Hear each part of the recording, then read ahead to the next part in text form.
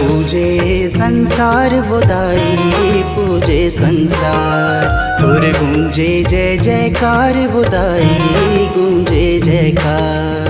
तोला पूजे संसार बुदाई पूजे संसार तोर गूंजे जय जयकार बुदाई गूंजे जयकार। डोंगरी पहाड़ महामाई डोंगरी पहाड़ मदाई सांचे दरबार। पूजे संसार बुदाई पूजे संसार तोर गूंजे जय जयकार बुदाई गूंजे जयकार।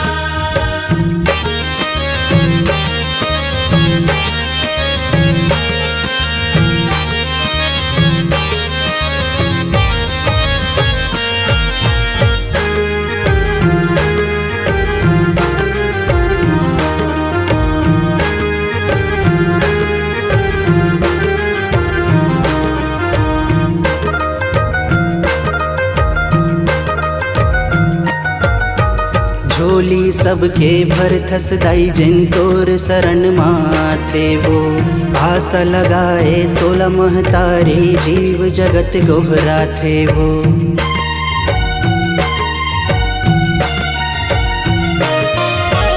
मन बाती संग श्रद्धक दियना भक्ति कलश जलाथे वो। जैन धिया थे तोला भवानी मन वांछित फल पाते वो।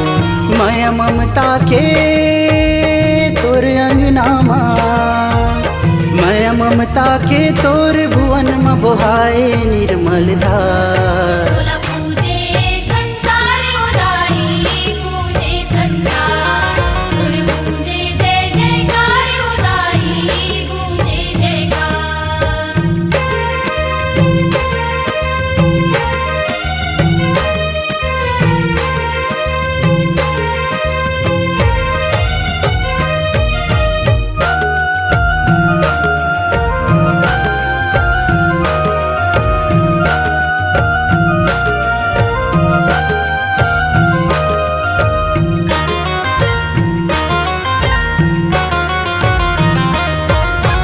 तै शिवरानी तै जीवरानी तै है जगत महारानी वो।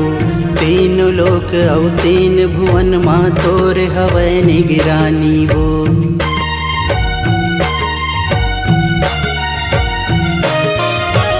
जीवन बगिया के सिर जैया अम्बे आदि भवानी वो। हे जग जननी जन्म देवैया तोर पौरी महे जिन गानी वो।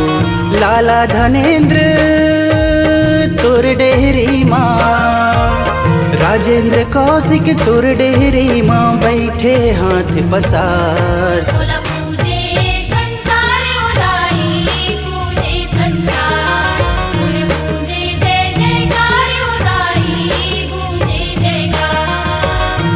डोंगरी पहाड़ महामाई डोंगरी पहाड़ मदाई सांचे दरबार।